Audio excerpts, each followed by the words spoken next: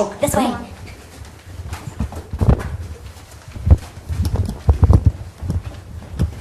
Can you see me? It's a long run. This is how I stay in shape here in Sarasota. Woo-hoo.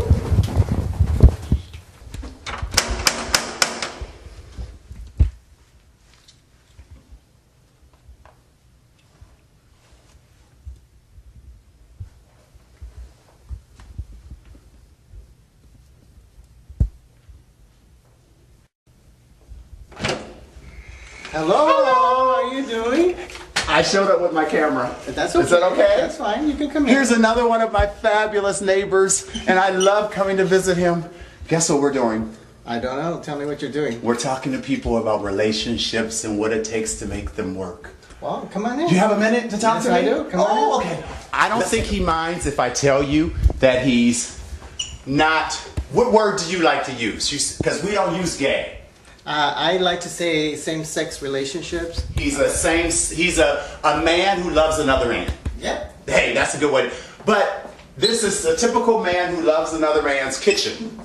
It's perfect. Everything is in place.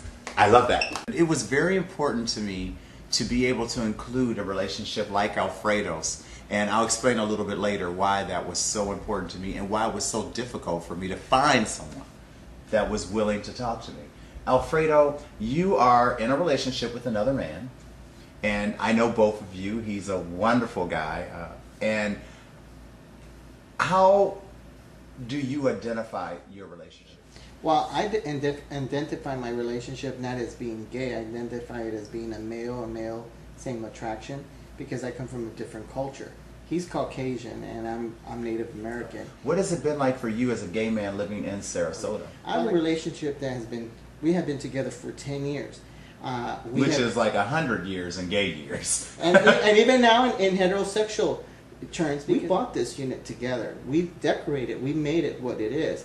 But I was always treated like a second-class citizen because even coming into the building, I was escorted into the service elevator thinking that I was a janitor, I was a cleaner, not realizing that I owned the place. I want to say that it's so important for me that my show includes everyone.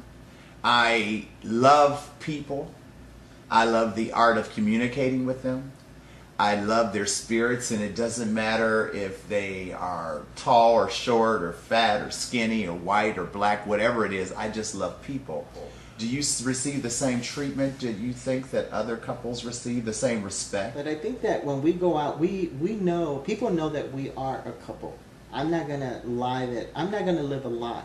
To me, like I tell a lot of people who are out there who think that maybe homosexuality or whatever term they want to classify it to be an evil thing, is that for me, honesty is the best thing that you can ever have. We go out, we go to good restaurants, we enjoy ourselves, we go to places that are friendly. We're still careful, we don't kiss, we don't hug, we don't do things wait a that minute, people do. See, that bothers me because I don't think that it's fair that straight people can walk down, they can almost have sex on the streets and nobody says anything. But if two women or two men actually just give each other a peck on the cheek or hold hands, the whole block stops.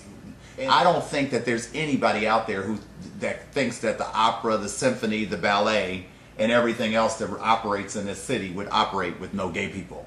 Come on now.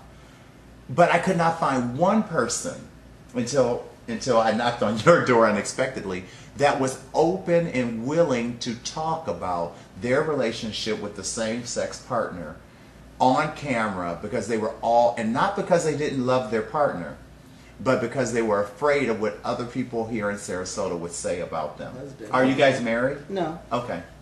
Because the marriage thing is something that was brought by Europeans. So to me, you know, the way we do our ceremonies are not connected the same way. There's different traditions here that we talk about. Our commitment is, it's like my parents. My parents have been together for 50 years.